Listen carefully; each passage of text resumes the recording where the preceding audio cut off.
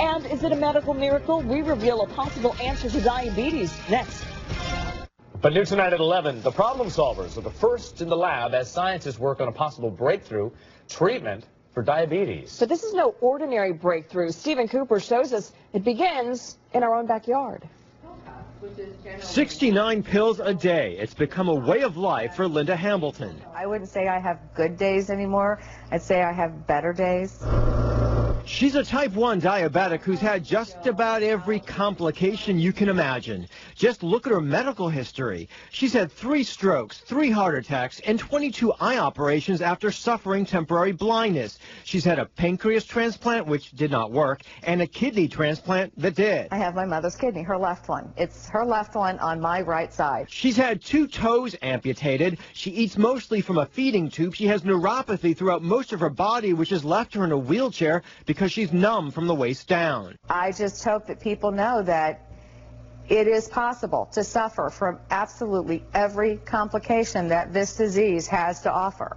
But it is absolutely possible also not to. What Linda and millions of diabetics might not realize is that right here in Central Florida, our citrus crops and our tropical fruits like this orange and like this muscadine grape contain a compound that could make their diet safer and may actually prevent diabetes altogether. This product mimics the activity of insulin. 2 local scientists from A&M Metabolics discovered the compound, which they call Emulin, while studying the weight loss properties of grapefruits. It's found exclusively in the rinds and peels of tropical fruits, like these muscadine grapes grown at the Lake Ridge Winery in Claremont. They're the only grapes that grow in a tropical climate. The idea is to extract the compound from the peel of the grape, filter and purify it to make this tasteless substance that, when added to regular food, acts as a sugar buffer. Studies in type 2 diabetic rats show great results. Those who were fed the equivalent of a brownie with Emulin showed a midday drop in glucose by as much as 27%. The control groups that were in a non-treatment group expired.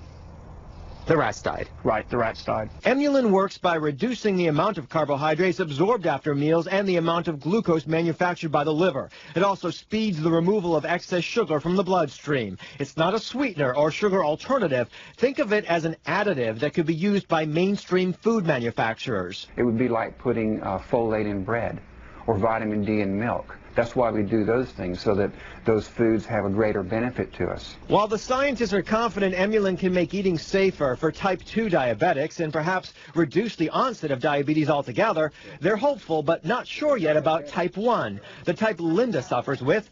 Either way, the possibilities excite her. Maybe it might not help me, but I certainly would not in any way want it not to help potentially, and I mean tens of millions of others. But would it? Linda speaks so highly of her doctors at Florida Hospital's Diabetes Center that we went there to ask them about Emulin, and they're intrigued. Until we have studies in humans, it's really difficult to come to a conclusion. But at the same time, you're not saying, no way, this is snake oil. Definitely not. Studies have now, in fact, moved from rats to humans. Double-blinded human trials with controls and placebos are underway as we speak.